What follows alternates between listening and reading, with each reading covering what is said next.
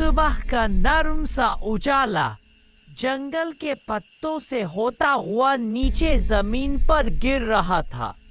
ठंडी हवा चल रही थी और पूरा जंगल जिंदा लग रहा था। इसी खूबसूरत सुबह मोगली नंगे पांव हरी घास पर चल रहा था।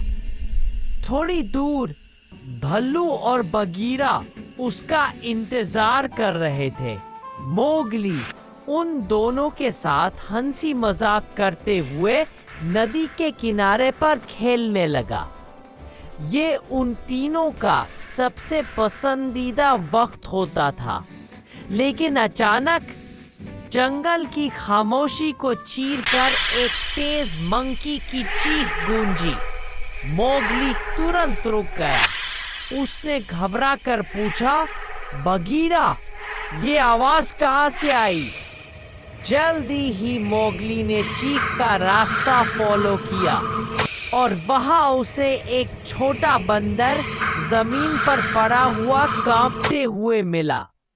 उसका पांव जख्मी था। मोगली नीचे बैठा और प्यार से बोला, घबराओ मत, मैं हूं यहां। लेकिन जैसे ही मोगली ने उस बेबी मंकी को उठाया, ऊपर की शाखों से दो बड़े लंगूर गुस्से में उतर आए। उनकी आंखों में शक था। वो गरज कर बोले, तुम इंसान, हमारे बच्चे को हाथ मत लगाओ। मोगली ने डर के बावजूद अपने हाथ खोलकर बेबी मंकी को छुपा लिया। मैं इसका दुश्मन नहीं, मैं मदद कर रहा हूँ, उसने हिम्मत से कहा। तभी जंगल की जमीन हिलती हुई महसूस हुई। भालू जोर से दौड़ता हुआ आ गया। वो मोगली के सामने आकर खड़ा हो गया। कोई मेरे बच्चे को हाथ नहीं लगाएगा, भालू गर्जा। ऊपर से बगीरा एक शाख से दूसरी शाख पर कूदता हुआ नीचे उतारा। उसकी चमकदार काली चाल सूरज की रोशनी में खूबसूरत लग रही थी। वो मोगली के इर्द गिर्द घूमकर सुरक्षा देता रहा। मोगली ने एक पत्ता फाड़कर बेबी मंकी के जख्मी पांव को बांधा। उसकी नर्म आवाज ने बंदर को सुकून दिया।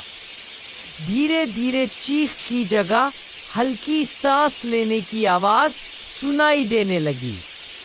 तब एक बुजुर्ग लंगूर शाख से उतर कर आया। उसने मोगली की मेहनत देखी और उसका गुस्सा पिघल गया। शायद हमने तुझे गलत समझा, उसने हल्की सी मुस्कुराहट के साथ कहा। थोड़ी देर में डजन्स मंकीज, छोटे बड़े, सब मोगली के आसपास जमा हो गए। वो हैरानी से मोगली को देख रहे थे। उनके चेहरों पर पहली बार दोस्ती का रंग था। अचानक एक बंदर ने मैंगो दिया, दूसरे ने बनाना, तीसरे ने बेरीज। मोगली हंसी से भर गया।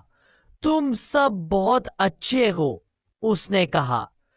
फिर मंकी ट्राइब ने मोगली को अपने झूलों वाली दुनिया दिखाई।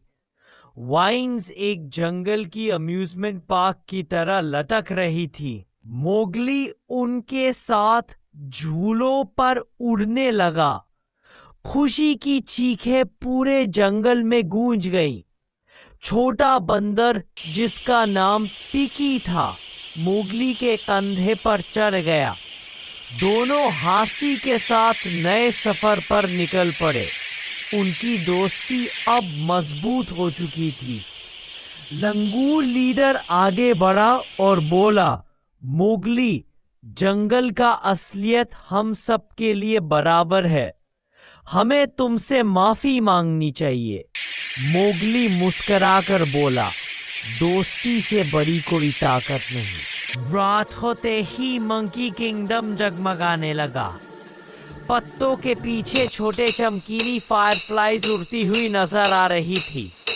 मंकीज डांस कर रहे थे, बच्चे हंस रहे थे और मोगली उनके बीच एक सच्चा दोस्त बनकर बैठा था।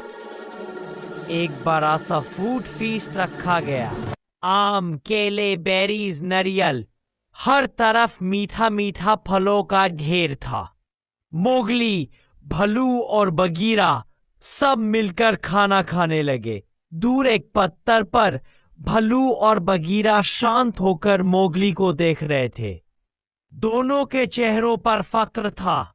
वो जानते थे कि मोगली ने आज फिर जंगल का दिल जीत लिया है। स्टार से भरी रात मोगली घास पर लेटे हुए आसमान को देख रहा था। टिकी उसके पास दुबका हुआ था।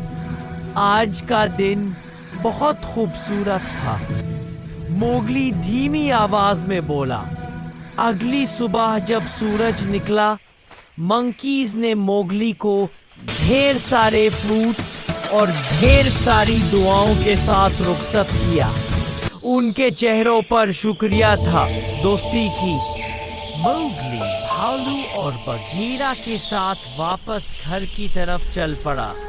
सूरज की हल्की रोशनी उन तीनों के आसपास एक नई उम्मीद जगा रही थी और जंगल फिर से एक नई दोस्ती की कहानी सुनाने के लिए तैयार था।